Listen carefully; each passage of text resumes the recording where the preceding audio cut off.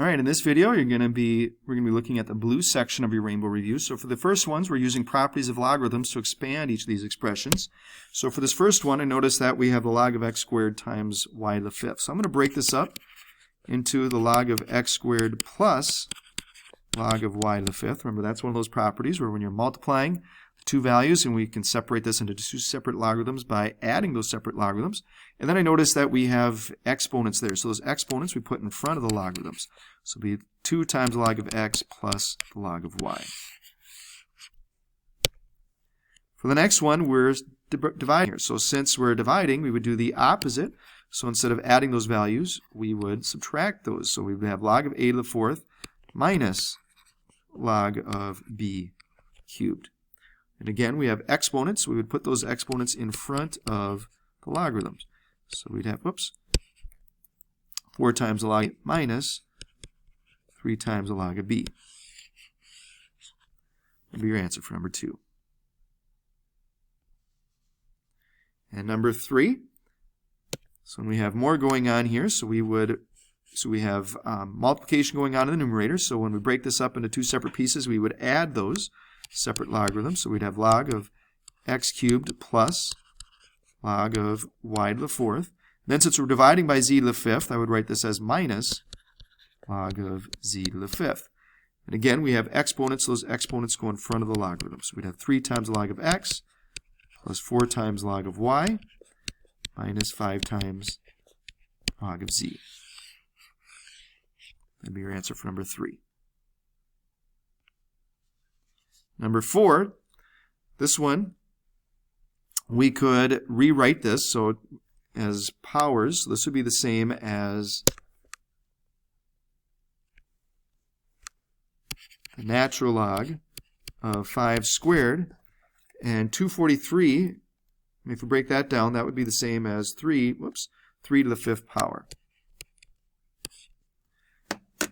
So now we would break this up to say the natural log of 5 squared minus the natural log of 3 to the fifth. And again, we have an exponent there, so this would be the same as 2 times the natural log of 5 minus 5 times the natural log of 3.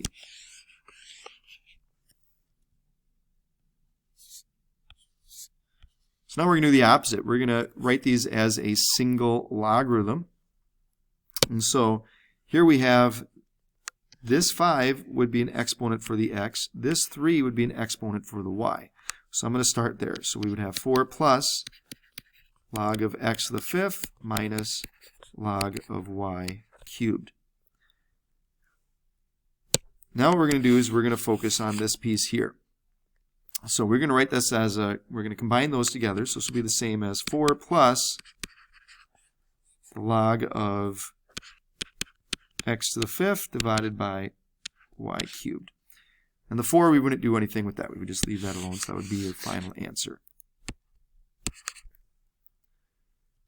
All right, let's look at the next one. The next one we have 3 times the natural log of 2 and then minus 3. So again, this 3 would be an exponent for the 2. So this would be the same as the natural log of 2 cubed minus 3. And the natural log of 2 cubed would be 8.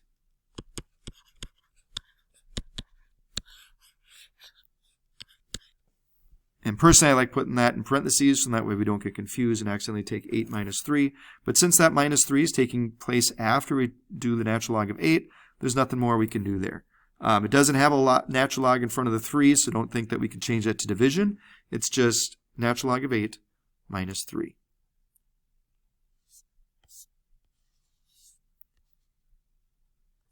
All right, so here we're going to rewrite these using the change of base theorem. So the change of base theorem just tells us that we would just take the log of our value, which is 9, divided by the log of our base, which is 3. So we'd have log of 9 divided by log of 3. So the next one would be the same as log of 12 divided by log of 7. So we just want to make sure that you know how to use that change of base theorem. Okay, so for this one, there's a couple different ways you could do it for both of these problems. I'm going to show you both. So some of you might have taken the log of both sides. So if we take the log of both sides, we'd have the log of 5 to the x power equals the log of 20.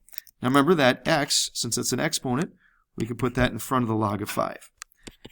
And so to solve this, we would divide both sides by log of 5. So we'd have log of 20 divided by log of 5. And when you do that in your calculator, the one thing to remember is that when you type in the log of 20, make sure you close that off with parentheses.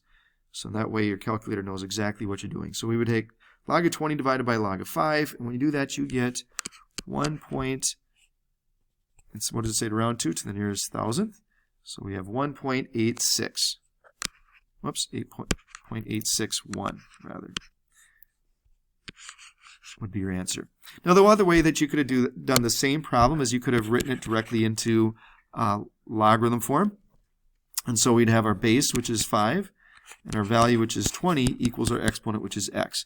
And in order to do that on your calculator, we'd have to use a change of base formula. So we'd have log of 20 divided by log of 5, which is going to equal the same thing. So either method you use, you get the same answer.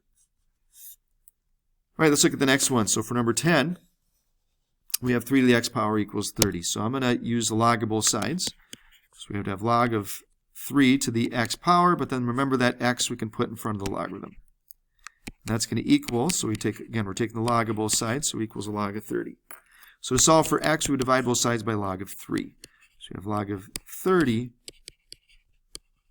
divided by log of 3.